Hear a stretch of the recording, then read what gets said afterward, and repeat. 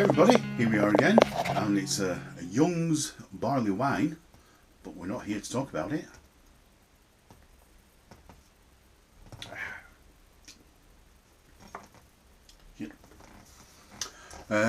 We're here to do a product review on a sat-nav, satellite navigation device. It's a Garmin Camper 795. Yeah, Garmin Camper 795. This isn't a knee-jerk reaction.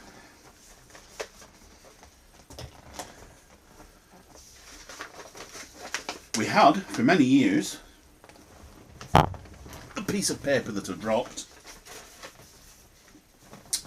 a TomTom Go 500, which was very good. Cost of the TomTom was £139.99. That was a while back, because in January of 2024 decided to upgrade. We'd had the Caravan for a while, and unfortunately there was no way that we could upgrade the TomTom to suggest that it was towing a Caravan.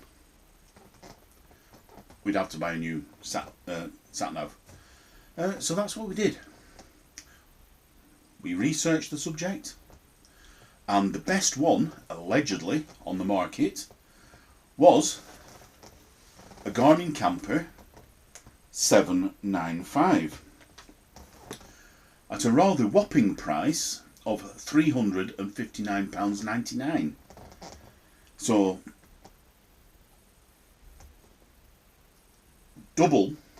over double the price of the TomTom. Now the TomTom, as I say, it was only for cars, didn't do towing. So we upgraded. Thought, bite the bullet, buy a new device, and we'd have had to upgrade or rather pay for a new subscription for the maps for the TomTom. So it was either pay for maps, but have a TomTom that didn't take into account that we were towing a huge Caravan, or buy something new. So we bought something new. That has not gone well. That's an understatement. So we had a few niggles early on through 2024 when we went away several times, and the sat-nav took us down a few tight places, shall we say. They weren't horrendous, but they were tight. And then last year we went away for New Year. So the back end of 2024, we'd had it for 12 months, weren't overly impressed with it, but then we went away to Dent, near Sedbergh, up north in the UK. And on the journey to Sedbergh,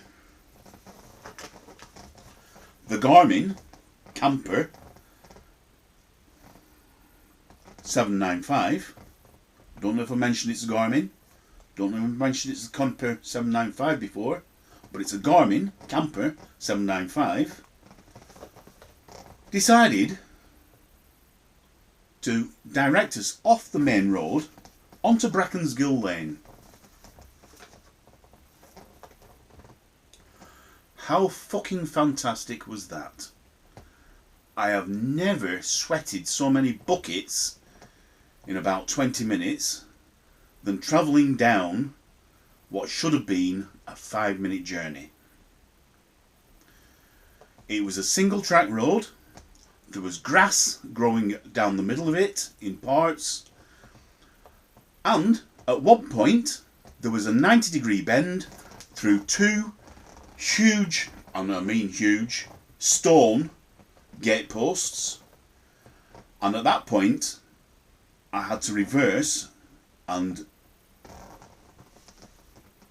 take another line because the first line I tried and I couldn't get through.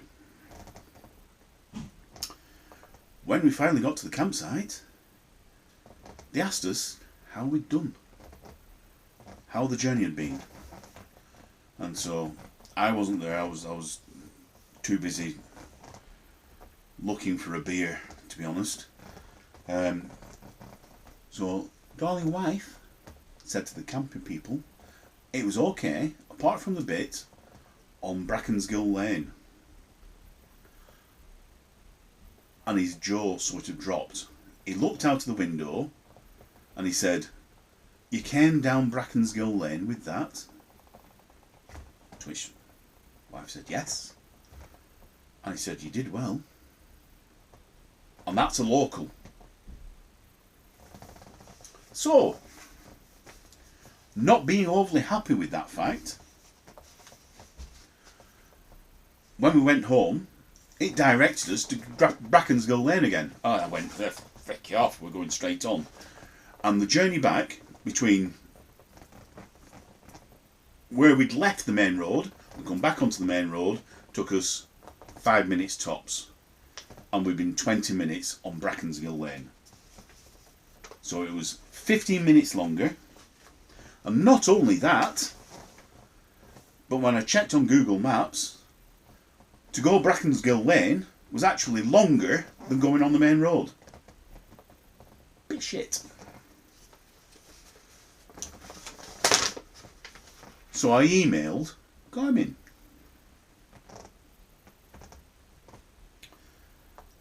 Hello, we went to Dent, postcode LA105QJ. Blah blah blah. We went down Brackensgill Lane. It was an absolute nightmare and absolutely rubbish. And your sat nav is pants. Not quite what I said. Paraphrase. And I got a reply. Eventually. 4 days later. Hello, Schnuz. Thanks for reaching out to Garmin. So sorry you ran into some routing issues. Garmin's map data is provided by an outside vendor. Basically, they were washing their hands of it. They supplied me with an error, or link to an error report form that did not work. And that were about it. And the cartographers would update the maps. Couldn't do it. Tried since, still can't do it.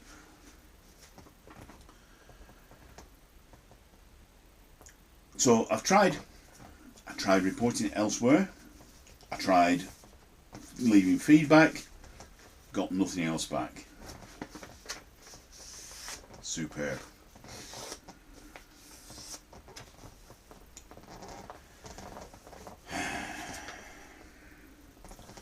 We have since been using it for another year, and we've now given it the name Shitnav, because even when we're not towing, if you're going down south from up north, from the northwest down to the London area, going south on the M6,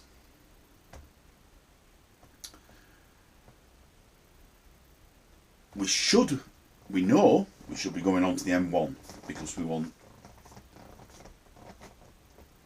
the west side, not the east side. The M6 continues on for a short way and joins on to the A14. Well, no, becomes the A14. But going south, on the M6, it says, keep right on the M6. Keep right on the M6.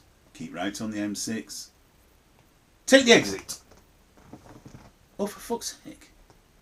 Take the exit. Oh. Bit late. And even on the sat-nav itself, it says, going to the M1. Going to the M1, going to the M1. You've missed that.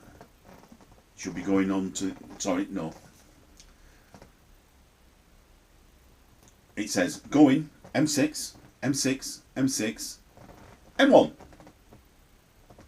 Oh, you've just passed it. Did you not go on to the M1? Why didn't you go on to the M1? Because you didn't tell us to go on to the M1. You said continue on the M6. We are now on the A14. Fortunately, going south, it doesn't add too much of a time difference, because you end up going on the M14, you go down Cambridge and back onto the M25, which can be an absolute nightmare, sometimes not bad. Coming north. Now this is worse. Coming north, you're on the M1, coming from London, and it says, keep right on the M1. You may guess where this is going. Keep right on the M1. Keep right on the M1. So you're on the M1. There's a left lane dedicated to the M6. There's a second lane that does go to the M6, but goes straight onto the M1 as well. And then there's two other lanes. And if you're keeping right to go to the M1 and the lanes are slow, you think, I'm keeping right to the M1. Let's go quick. Take the exit. Now going north, you may not know this if you don't know the area, but the M1 goes up to the northwest. Sorry, the M6 goes up to the northwest, the M1 goes to the northeast, and this is a big pile of hills in the middle called the Pennines. And if you go on the M1, you're basically stuffed, because there's nothing major that goes between the M1 and the M6 until you get to the top of the Pennines, and that probably adds a minimum of an hour, if not 2 hours, onto your journey.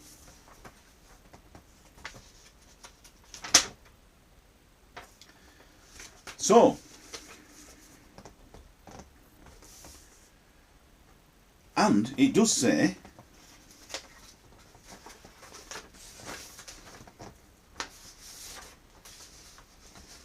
in the email, thank you for choosing Garmin. I won't be bothering again. Do not get a Garmin.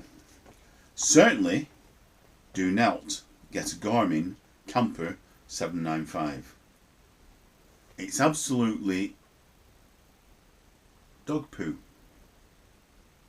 You're better off using it as a doorstop. Go and buy a TomTom. Stop ranting now. Apologies, we're a little bit long. Like, comment and subscribe. See you next time. Cheers. Bye.